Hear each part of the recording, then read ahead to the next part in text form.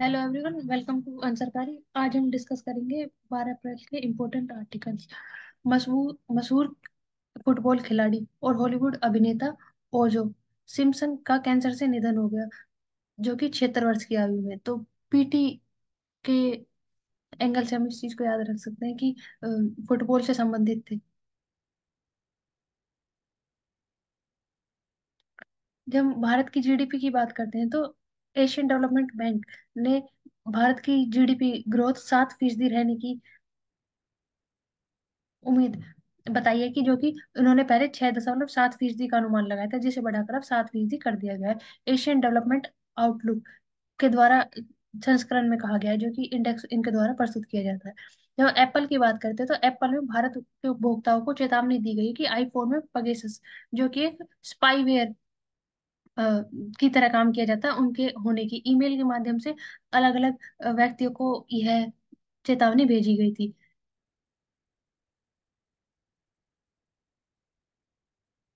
Social media मंचों का दुरुपयोग चिंता का विषय है। सुप्रीम कोर्ट हाल ही में हमने देखा था कि यूट्यूब पर टिप्पणी करने के माध्यम से केस किया गया था, जिसके माध्यम से सुप्रीम कोर्ट ने कहा था कि अभिव्यक्ति की आजादी है, वह अपने विचार प्रकट कर सकते हैं, चाहे वह उसके, लेकिन एक व्यवहारपूर्ण ढंग से। उसी प्रकार सुप्रीम कोर्ट ने कहा है कि हम सभी प्रकार की टिप्पणियों को और जो भी आलोचना की जाती है उनको सुनने के लिए तत्पर है, लेकिन सुप्रीम कोर्ट द्वारा जारी किए गए किसी फैसले को या किसी भी टिप्पणी को, किसी भी लेख को, उसके ऊपर इस तरह से संदर्भित टिप्पणी नहीं की जा सकती, और ना ही उसे अभिव्यक्ति की आजादी के अधिकार में डाला जा सकता है। जिस अदालत के द्वारा जो भी अधिकार क्षेत्र में आता है उसे कमजोर करने की और न्याय प्रक्रिया में हस्तक्षेप की प्रवृत्ति कही जा सकती है। इसलिए जो all India democratic United democratic front के माध्यम से यह जो अपमान का नोटिस जारी किया गया है, इसमें बताया गया है कि किस तरह से सुप्रीम कोर्ट के फैसलों के या फिर अन्य कोर्ट के फैसलों के माध्यम से भ्रामक पोस्ट बनाई जाती है और उनको अवमानना की जाती है। तो इस तरह की चीजें नहीं की जानी चाहिए अभिव्यक्ति की आजादी के नाम पर। एनडीएमसी करेगी नई दिल्ली के बीमार पेड़ों का इलाज। तो ट्री एम्बुलेंस की शुरुआत की गई है, जो कि पेड़ों में होने वाली बीमारियां और जिनकी वजह से उनमें खोखलापन और फफूंद जैसी समस्या देखने के लिए मिलते हैं, उनको नुकसान को भरपाई की जा सके, जिसमें उन्हें बीमारी, कीट, दीमक या फिर पेड़ में होने वाली जो भी इलाज है उन सबको शामिल किया गया, ताकि पर्यावरण अनुकूल जो सीएनजी वाहन है उनका प्रयोग किया जा सके ट्री एम्बुलेंस के रूप में। इसके अलावा इनको पेड़ों की सर्जरी की जाएगी, ताकि संक्रमित पार्ट को हटाया जा सके, उसे साफ किया जा सके और उसमें फोम भरकर उसका अच्छे से इलाज किया जा सके। और अगर हम एनडीएमसी की बात करें तो वो under the ministry of urban development government of India के अंदर आता है। और स्मार्ट सिटी मिशन की जब हम बात करते हैं वो भी इसी के रिगार्डिंग इन्होंने मतलब उसको वो करा था।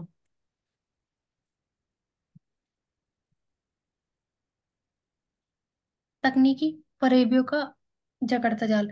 तो जैसे जैसे टेक्नोलॉजी बढ़ रही है उसी प्रकार से उससे उत्पन्न होने वाले खतरे भी बढ़ते जा रहे हैं। जैसे साइबर बुलिंग जैसे मामले हमें देखने के लिए मिलते हैं, जो कि धोखाधड़ी के साथ साथ साइबर बुलिंग हो जाती है, जिसमें कि धमकी देना, बच्चों के किसी के भी खिलाफ अफवाह फैलाना, अभद्र टिप्पणी करना या घृणा भरी बातें करना, अश्लील तस्वीरें या इस तरह की बातों का उपयोग कर कर किसी को डराना धमकाना। लेकिन चिंताजनक बात यह है कि इस तरह की साइबर बुलिंग अधिक शिकार बच्चे होते हुए देखे जाते हैं, जो कि 11 से 15 साल की उम्र तक के बच्चे, जो कि 16% ने किसी न किसी तरह से इस प्रकार की समस्या का सामना किया है। तो इसको किस तरह से रोका जाए, क्योंकि कोविड-19 के बाद से इस तरह की समस्या अत्यधिक होने लगी है, क्योंकि अ, सभी तकनीकी को और जो इंटरनेट का प्रयोग होने लगा है वह अत्यधिक बढ़ने लगा है। तो इन वारदातों को किस तरह से रोका जाए, इसके लिए जब हम बात करते हैं तो चक्षु और सारथी पोर्टल जैसे पोर्टल्स का निर्माण किया गया, ताकि इस तरह की समस्या को समाधान किया जा सके। लेकिन बच्चों और बूढ़ों के साथ होने वाली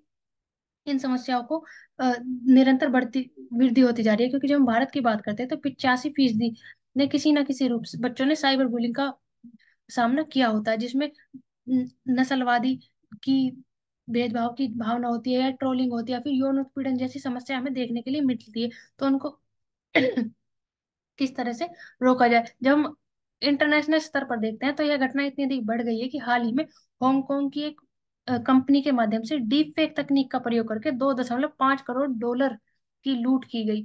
यह जो वीडियो कॉन्फ्रेंस है ब्रिटेन में बैठकर की गई थी। डीप फेक का इस तरह से इस्तेमाल किया गया था कि कंपनी वालों को यही नहीं पता चला कि वह व्यक्ति उनके साथ धोखा कर रहा है। तो इस तरह की इसमें फेस रिकॉग्नाइज प्रोग्राम का इस्तेमाल किया गया था। तो इतने बड़े स्तर पर इन चीजों का होना चुनौतीपूर्ण विषय है कि इनको किस तरह से सुलझाया जाए। इसमें महिला, बच्चे, बुजुर्ग सभी शामिल है। तो किस तरह से इन चीजों को रोका जाए। इसके अलावा जब भी बच्चे फोन का इस्तेमाल करते हैं तो उनको देखा जा सकता है कि उनके किस तरह की चीजों का वह प्रयोग कर रहे हैं, उनके परिवर्तन, उनके व्यवहार में क्या परिवर्तन आ रहा है, उन चिड़चिड़ापन, हिंसा या फिर अकेलापन जैसी समस्याओं का सामना तो नहीं कर रहे।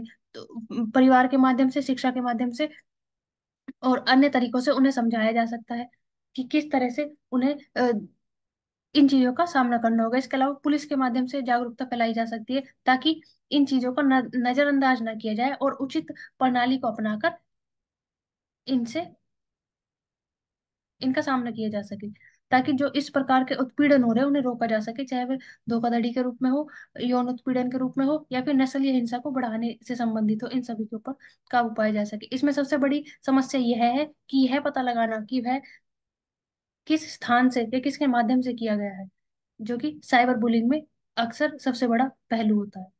अच्छा, आपको कुछ ऐड करना है तो आप कर सकते इसमें अगर मैं प्रोविजंस की बात करूं कि बलिंग से रिलेटेड हमारे पास किस किस के अंदर है, तो इंफॉर्मेशन टेक्नोलॉजी एक्ट 2000 भी इससे डील करता है, और इंडियन पैनल कोड में भी इसके प्रोविजंस है जो कि बलिंग से डील करते हैं। हैं। और उसी इसी को रोकने के लिए यूनेस्को के द्वारा एक डे मनाया जाता है, इंटरनेशनल डे अगेंस्ट वोयलेंस एंड बलिंग, ताकि अवेयरनेस जनरेट हो सके। हाँ, उसी के साथ देख सकते हैं कि अवेयरनेस के लिए जो साइट्स होती है या फिर जो लिंक होते हैं या फिर जो इस तरह की खोज होती है, उनसे उनके प्रति जागरूक होना भी अनिवार्य है, क्योंकि अधिकतर धोखाधड़ी उन्हीं के माध्यम से की जाती है। हम्म। कल्पनिदा जो तुम्हारे पास है उसे संतुष्ट रहे, चीज जैसी है उसमें आनंदित रहे। जब तुम इस बात का एहसास कर लोगे कि किसी भी चीज की कमी नहीं है, तो पूरी दुनिया तुम्हारे पास होगी। लाओ से। हाँ, चल आप क्या ऐड करोगे इसमें। इसमें हम ये बोल सकते हैं कि जितना हमारे पास, यानी यूटिलिटेरियन अप्रोच को हमें अपना के चलना चाहिए कि हम जितना जो भी है उसी के अंदर खुश रहे, तो वो हैप्पीनेस की तरफ इंक्लाइन करने की कोशिश कर रहा है पूरा का पूरा कोर्स। क्योंकि हम देखते हैं कि आज की रोजमर्रा की जिंदगी, अगर हम इकोनॉमी के पर्सपेक्टिव से भी बात करें, तो हम पैसे कमाने के लिए किसी भी हद तक जा सकते हैं।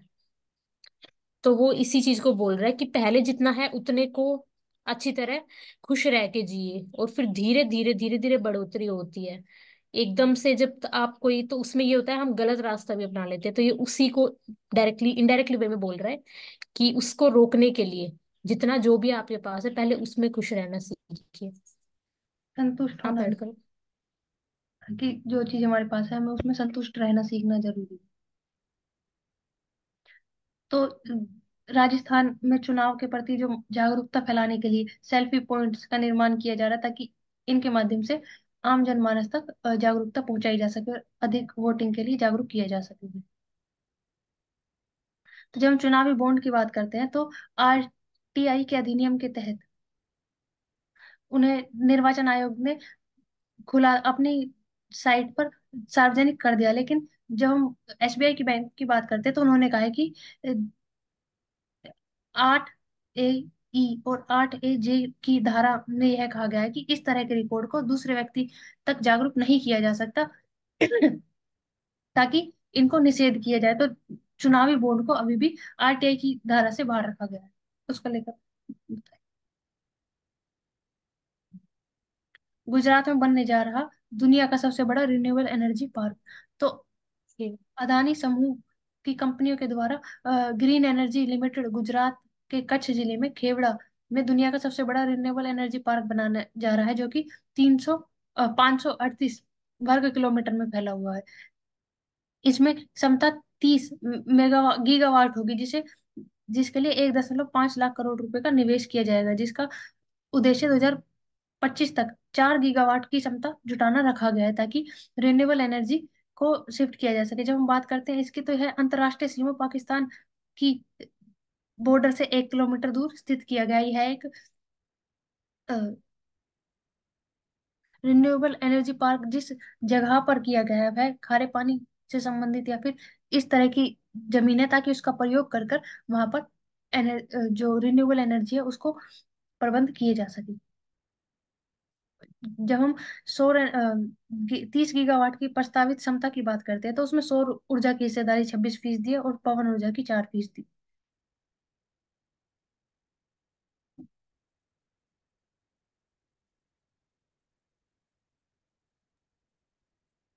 ट्रेड मिनिस्ट्री में seek interest relief extension by 5 years। तो हम यहाँ पे बात करेंगे इंटरेस्ट इक्वलाइजेशन स्कीम।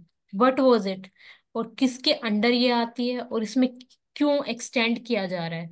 तो अगर हम इंटरेस्ट इक्वलाइजेशन स्कीम की बात करें, तो ये 1 अप्रैल 2015 को आई थी, और जो कि 5 ईयर पीरियड ऑफ टाइम था, लेकिन ड्यू टू कोविड उसको 1 ईयर फिर से एक्सटेंड कर दिया गया।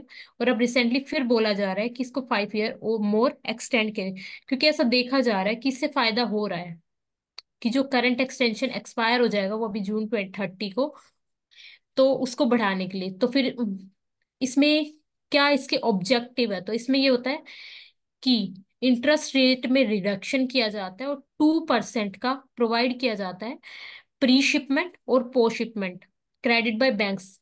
और मेनली ये एमएसएमई से डील करता है। और एमएसएमई में भी बात करें तो कितने की रिबेट, रिबेट का मतलब होता है यानी कि जितना आप उस पे पैसा लगा रहे हो उतना ही, मतलब उसके उसके अकॉर्डिंग आपको वापसी भी मिलेगा, क्योंकि आप बहुत हद तक लगा चुके हो। तो अगर बात की जाए एमएसएमई में, तो 5% एमएसएमई एक्सपोर्टर्स को और 3% to the manufacturers and merchant exporters को दिया जाएगा। और अगर इससे फायदा हो रहा है, इसलिए ही अभी बजट जैसे ही पास हुआ तो पहले इसमें 3200 करोड़ पर ईयर दिया गया था, लेकिन अभी विद टाइम अभी इसमें 3700 करोड़ तक की मात्रा दी गई है। तो हम देख सकते हैं कि 1700 की बढ़ोतरी हुई है इसमें।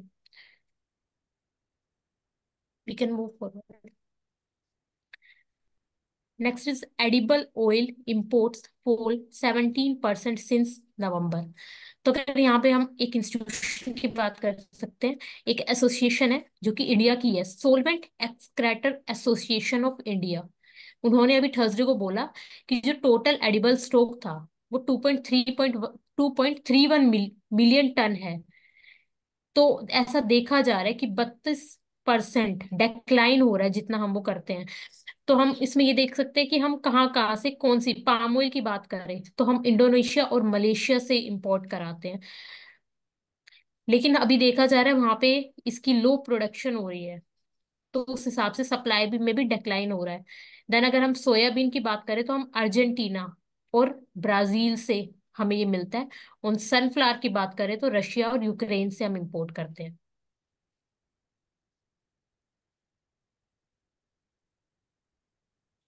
अब IMF sees growth edging higher but still warns of tepid 20s। तो अब यहाँ पे सोचने की बात ये कि व्हाट इज दिस टैपिड 20s, क्योंकि यही इस टाइप के टर्म्स ही आपसे पूछ ली जाएगी कि व्हाट इज टैपिड 20s। तो अगर हम इस पे बोले जाए कि टैपिड 20s यानी कि कंडीशन बेकार होती जा रही है, उनका मानना है कि वो वार्निंग दे रहे हैं कि, और वार्निंग किसके रिगार्डिंग दे रहा है, अगर इकोनॉमी में देखा जाए कि अगर इन्फ्लेशन और डेब्ट के चैलेंजेस को हम एड्रेस नहीं करेंगे तो इस ईयर को या फिर इस डेकेड को हम बोल सकते हैं कि डिसअपॉइंटिंग होगा। तो ये IMF ने एक हिंट दी है कि फॉर द फर्दर इकोनॉमी के बारे में हम बात करें तो हमें अपने रोबस्ट कंजम्पशन पे, इन्वेस्टमेंट में, एज ऑफ डूइंग बिजनेस में, सप्लाई चेन प्रॉब्लम को सॉल्व करने में, इन सब पे फोकस किया जाना चाहिए ताकि हम एक एमर्जिंग मार्केट बन सके। तो इस टाइप की हिंट्स भी हमें हेल्प करेंगी फॉर द फर्दर डेवलपमेंट की बात। हम इसमें इतना ही, अगर आप दिव्या ऐड कर सकते हो उसमें। टेक 20s की बात करते हैं, तो ये इकोनॉमी का जो डिक्लाइन हो रहा है, इन्फ्लेशन बहुत ज्यादा बढ़ रही है, उसके लिए इस वर्ड को यूज किया गया है। यस, तो वो वार्निंग सिचुएशन है ना।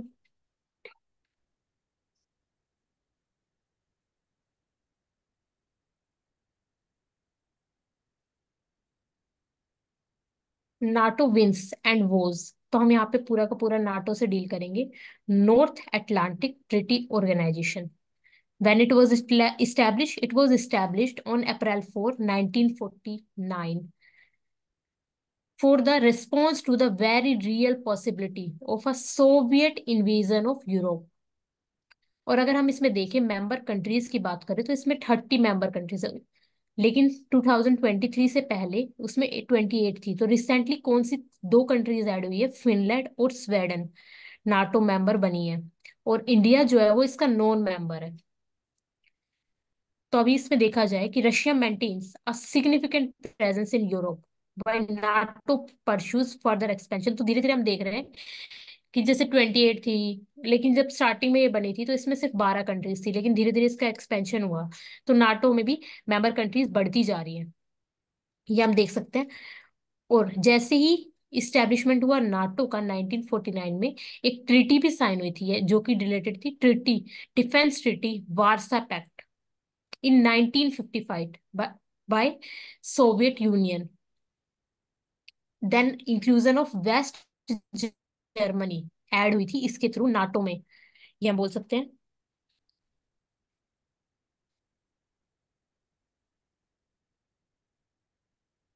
देन यहाँ पे हम कोरियन वार का ईयर देख सकते हैं, 1950 टू 53 इसका ईयर है।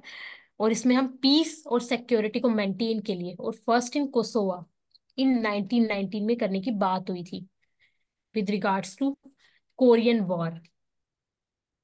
तो हम देख रहे हैं धीरे धीरे एक्सपेंशन होता जा रहा है। और रशिया और यूक्रेन वॉर का भी एक यही रीजन है, ताकि वो मेंबर कंट्रीज बन पाए नाटो की, बट अभी तक ऐसा हुआ नहीं है।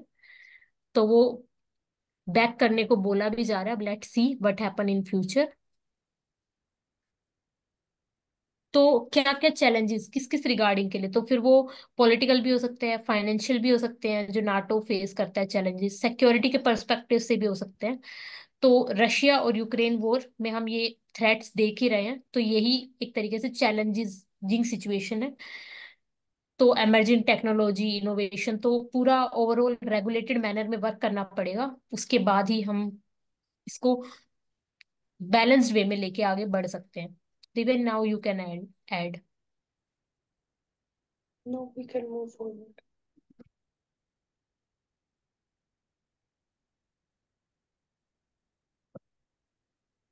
How group specific indexes help target investment. तो हम यहाँ बात करेंगे स्टॉक एक्सचेंज की। तो हमारे पास यहाँ पे दो स्टॉक एक्सचेंजेस होते हैं, नेशनल स्टॉक एक्सचेंज और बॉम्बे स्टॉक एक्सचेंज। तो हम यहाँ पे देखने वाले हैं कि 4 कॉर्पोरेट इंडेक्सेस कौन कौन से हैं। तो उसमें आता है न्यूली लॉन्च इंडेक्स में टाटा ग्रुप की बात करें तो टाटा ग्रुप में भी कौन सा, Nifty Tata group index, Nifty Mahindra group index और Nifty Aditya Birla group index. तो इसमें हम देख सकते हैं इनके अंदर कंपनीज आती है, उसके अंदर कुछ कॉन्स्टिट्यूएंट्स होते हैं। देन हम बात करें तो यहाँ पे जो कैप इंडेक्स यानी कि जो लिमिट बताई जा रही है वो 25% कैप इंडेक्स की बात की जा रही है। तो इसमें बाकी इसके कॉन्स्टिट्यूएंट की बात की हुई है, जैसे कि टीसीएस है, टाइटन है, टाटा मोटर्स है, ये सब इनके अंडर में आते हैं। तो ये हम फ्री फ्लोट मार्केट कैपिटलाइजेशन को बढ़ाने के लिए किया जा रहा है। और अभी ऐसा देखा जा रहा है कि अगर हम कंपेयर करें तो इंडिया जो है वो फोर्थ लार्जेस्ट स्टॉक मार्केट बन चुका है, बीटिंग हांगकांग को करने के बाद। तो that's all from this topic.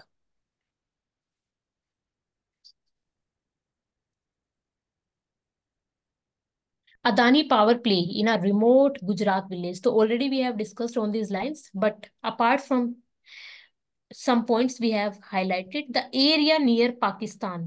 तो Pakistan solar radiation in the country after Ladakh के बाद, तो ऐसा ऐसा ही क्वेश्चन हमने पीटीक्यू में भी देखा था कि हाइड्रोजन वो कहाँ पे इस्टेब्लिश हुआ है, वो लद्दाख में हुआ है। तो उसी लाइंस में हम रिन्यूएबल सोर्सेस के प्लांट पार्क इस तरीके की बात कर सकते हैं। तो Khewra we have already discussed. Just Pakistan है second solar radiation in the country after Ladakh, ये पॉइंट हम न्यू यहाँ से ले सकते हैं।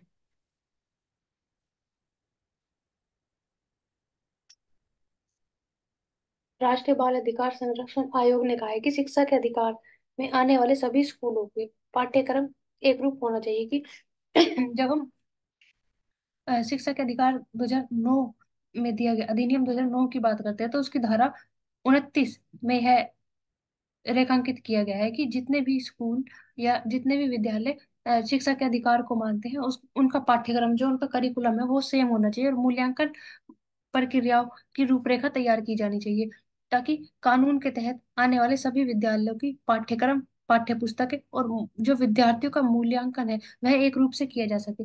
इससे जो अलग अलग स्कूल में हमें शिक्षा का स्तर देखने के लिए मिलता है वह एक समान होने में मदद होगी। उसके अलावा विद्यार्थी का मूल्यांकन होगा, और जब राज्य स्तर संबंधित शिक्षण संस्थानों की बात की जाती है तो उनके द्वारा भी जो निर्धारित पाठ्यक्रम है उसके लिए दिशा निर्देश सख्ती से तैयार किए जाने चाहिए, लागू किए जाने चाहिए, ताकि यह ना हो कि एक स्कूल या किसी राज्य में अत्यधिक गुणवत्तापूर्ण शिक्षा प्रदान की जा रही है तथा अन्य में उसका स्तर कतई निम्न है। तो उस चीज में एक रूपता लाने के लिए और शिक्षा के अधिकार को सभी तक पहुंचाने के लिए यह आवश्यक है।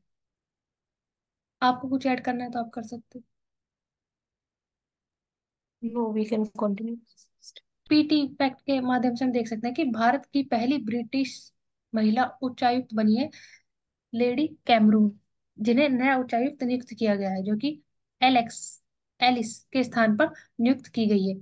इसके अलावा जब हम सुल्तान बथौरी की बात करते हैं तो है केरला के वायनाड में स्थित एक मंदिर है जो प्राचीन जैन मंदिर है, जिसमें ज्ञान पतविमम, जिस पर टीपू सुल्तान ने आक्रमण कर तोपखाना बना दिया था, जिसकी वजह से इसे बैटरी नाम दे दिया गया था, जिसे सुल्तान बैटरी के नाम से जाना जाता है। तो यह चर्चा में इसलिए है कि जो सुल्तान बैतरी है उसका नाम परिवर्तन कर कर ज्ञान पतिवतम की मांग की जा रही है कि उसका नाम ज्ञान पतिवतम कर दिया जाए। तो हम सुल्तान बैतरी किस चीज से संबंधित है, तो जैन मंदिर है जो कि केरला के वायनाड। अ, पहली बार जारी किया गया साइबर क्राइम इंडेक्स, भारत को 10वां स्थान मिला। तो दुनिया में सबसे अधिक खतरा साइबर क्राइम के जब देखते हैं तो भारत 10वें स्थान पर पाया गया। तो ऑक्सफोर्ड विश्वविद्यालय के नेतृत्व में यह दुनिया भर के 52 शीर्ष साइबर अपराधों का अध्ययन करके किया गया है। इसके माध्यम से यह दुनिया का पहला इस तरह का अध्ययन किया गया है जिसमें 3 साल की शोध के बाद वर्ल्ड साइबर क्राइम इंडेक्स की सूची शामिल की गई। जब हम इसके अध्ययन की बात करते हैं तो पीएलओएस द्वारा यह जर्नल प्रकाशित किया गया है, जिसमें वर्ल्ड साइबर क्राइम इंडेक्स में रूस सब पहले स्थान पर आता है, उसके बाद यूक्रेन, चाइना, अमेरिका, नाइजीरिया तथा रोमानिया जैसे देश को रोमानिया जैसे देशों को शामिल किया गया है। इसमें देखते हैं कि किस तरह से दुनिया भर में साइबर अपराधों के माध्यम से करोड़ों का नुकसान किया जाता है तथा अपराधी का पता ही नहीं लग पाता, क्योंकि वह कहाँ है और किसके माध्यम से किया गया है। इस तरह की घटनाओं की जब हम भारत में बात करते हैं तो भारत में ज्यादातर धोखाधड़ी या डाटा चोरी का मामला हमें देखने के लिए मिलता है, जिसमें साइबर बुलिंग जैसे अपराध भी शामिल है।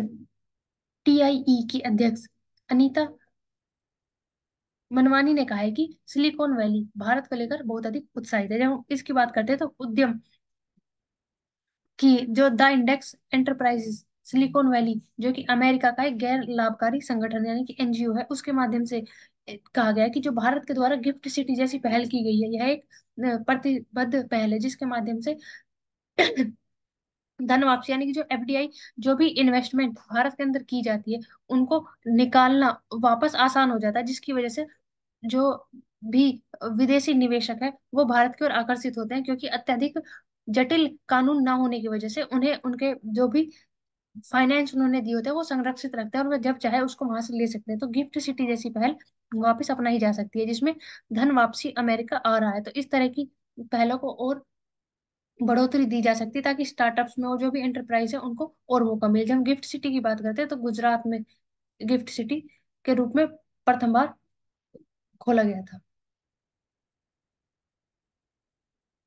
रूस के द्वारा अंगारा A5 का जो सफल प्रशिक्षण किया गया है,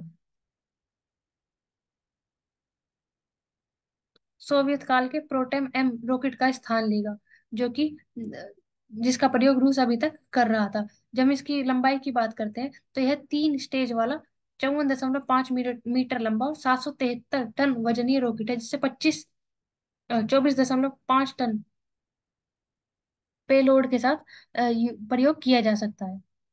जब हम अंगारा योजना की बात करते थे, 1951 में आरंभ की गई थी, जिसका सफल प्रशिक्षण जिसका पहली बार 2014 में टेस्ट किया गया था, जो कि 2 बार लॉन्च के बाद 2024 में प्रथम बार सफल प्रशिक्षण हुआ है अंगारा A5।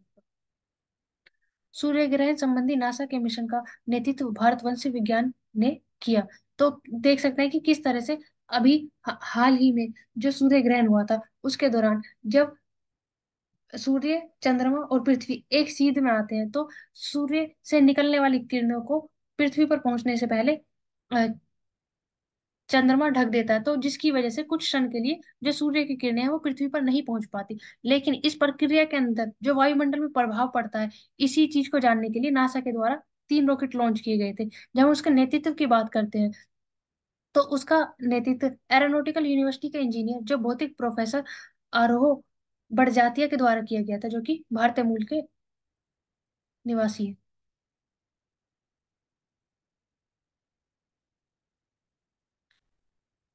अ, आप समराइज कर सकते हो अर्जुन? इसमें हमने सबसे पहले ओजी सिम्पसन की बात की थी, जो कि एक फुटबॉल प्लेयर है, तो रिसेंटली ही have died.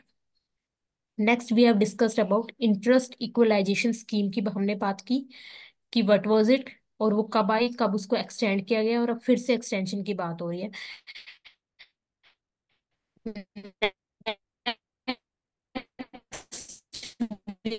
Discussed about NATO कितनी हुई है और उसका क्या रोल रहा। उसके अलावा हमने बात की ट्री एम्बुलेंस की, हमने बात की थी, जो कि फक्सी इसके रिगार्डिंग काम कर रही है और वो किस मिनिस्ट्री में आती है, उसकी भी हमने बात की। Next we have discussed about NASA के एक मिशन के बारे में हमने बात की। अंगारा के बारे में हमने बात की, जो कि रशिया से रिलेटेड है। Then we have discussed about pagers attack, जो कि इसराइल, मतलब इससे रिलेटेड है, और ये मेनली मोबाइल फोन्स में ही होता है, और इसमें जीरो टच अटैक के माध्यम से इसको किया जाता है। Then we have discussed about Asian development bank. उन्होंने एक रिपोर्ट आउटलुक के में बताया था कि जो 7% जीडीपी का अनुमान लगाया उन्होंने, और आईएमएफ ने एक रिसेंटली एक टर्म यूज की थी, टैपिड 20s, वो रिलेटेड है इन्फ्लेशन और डेप्ट चैलेंज से लेके, कि अगर वो एड्रेस नहीं हुए तो in the future we have problems. Next we have discussed about bullying cases के बारे में हमने बात की कि वो बढ़ते जा रहे हैं, तो उसमें हमारे पास क्या लेजिस्लेशन है, और हाउ, मतलब वो कैसे कर होता है, तो वो हमने पूरा डील करा। That's all. Thank you very much, keep watching सरकारी।